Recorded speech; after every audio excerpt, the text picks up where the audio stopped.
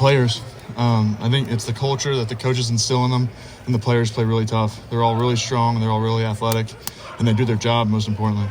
2 years ago, I think 154 to 10, but couldn't run the ball very well. You studied that tape, particularly against the run. They play their gaps. Their D linemen 2 gaps, so they let the linebackers fly around back there, and they have really athletic linebackers that'll make plays when the defensive line takes up gaps. Specifically that defensive tackle tandem, Aaron Graves, Yaya Black. What challenges do you see from them? And they're both big guys at 300 pounds, and the test they'll present to you guys on the interior. I've got a lot of respect for the way they play. They play hard. They come off the ball. They strike you. And that's really what they're really good at, is they're coming off the ball, putting 2 hands in you, and really forcing you to work on your technique. And if you're not perfect with your technique, they're going to make a play. Seth, you mentioned that they play that 2-gap D-line, so the linebackers have to be really good. I mean, linebackers are staple at Iowa defenses. What stands out about them, and how important will it be for you guys to get to that second level and kind of keep them and maybe a player to be named? Their defense relies on them to make the tackles, and when they get a chance to tackle, they tackle. So I got a lot of respect for the way those guys play, and it's going to be an interesting challenge to go up against them. So what's it like to be going against these teams? You know what I mean? You haven't grown up playing against. If you follow my draft, being at Alabama for so long, is it every week an intense homework session for you? What is it like? Yeah, I really had, growing up in the SEC, I really had to do my research about the schools we play, because coming from the SEC, I didn't really know what it means to play a team like Iowa. Yeah. I know they're always top-ranked in defense, and they're always great on special teams. And so I've done my research, and I've kind of understand what this game means. It's all about toughness, who's going to out-tough who, and who's going to run the ball, who's going to stop the run. And that's all this game comes down to. Do you like that? As a player? Yeah, it's a lot of fun. You know what I mean? It's kind of straight up right in your face, right? Yeah, it is. It's really just going to be a test to see how far along we've come. And if we can run the ball, then that means we're where we need to be. And if we can't run the ball, then that means we have a lot of stuff to work on. Is there a word that best describes their defense? Is it sound? What is the one word you would describe? How would you describe their defense? Yeah, sound's a great word. Tough. Those guys play really hard, and they're going to be where they're supposed to be. Seth, what's it like when you guys are in your offensive meetings, I guess maybe early in the week during early game planning, and Chip throws a new idea out there for the run game? Like, what's the reaction like? Yeah. Coach Kelly's a wizard when it comes to stuff like that, because I like to think I've played with a few offensive coordinators, and I like to think I know a little bit about football, and some of the stuff that he comes in with, I'm like, holy crap, I never thought of that. I've never seen that. So it's a lot of fun learning from him. When he does introduce a new idea, how many times do you guys feel like you have to run it in practice before he is satisfied with it to use it in the game? I think they do a really good job of teaching what exactly he wants out of each play.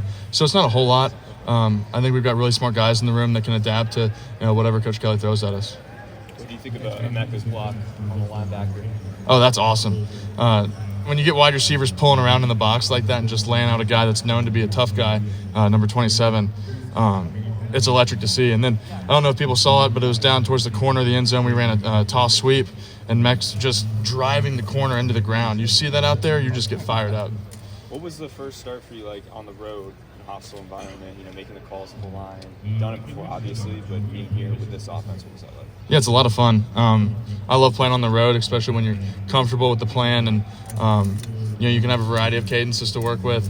It was just really comfortable. All that crowd noise is just white noise. You can still hear everybody around you making calls and stuff. But it's something that we've been working on, that we could be successful on the road, and I'm glad that we've worked on that. A couple times y'all went for it on fourth down and were successful. How would you describe Ryan Day's approach, so far? Would you describe it as aggressive? How would you describe him? I think he does what it takes to win games. Those fourth downs were critical, that we got points out of those. And when you're standing out there and you don't have a successful third down play, and you look up at the chain and it's fourth down, I'm starting to run off, and I look out and Coach Jay's saying, stay out there, stay out there. He's got a lot of trust in our offense to do what we need to do to move the chains, and it's really inspirational when he tells us that we can go for it on fourth. Yeah, and you're in the middle of it all. That's what I was going to say. What does it do for you when y'all converge?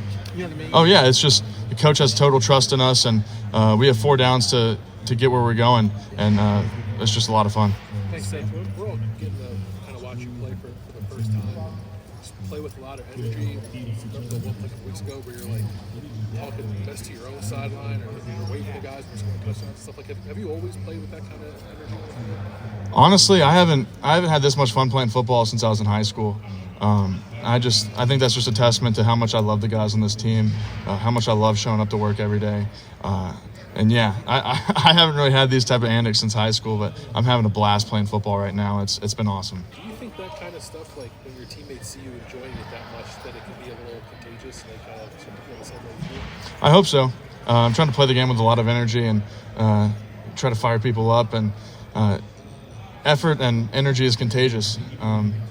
And hopefully that inspires some other people to play harder.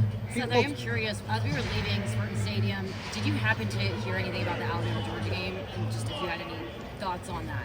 No, I looked up. It was 28-0 in the first quarter. I was like, holy crap. I didn't expect it to be like that out of hand, but I didn't really have any thoughts on it.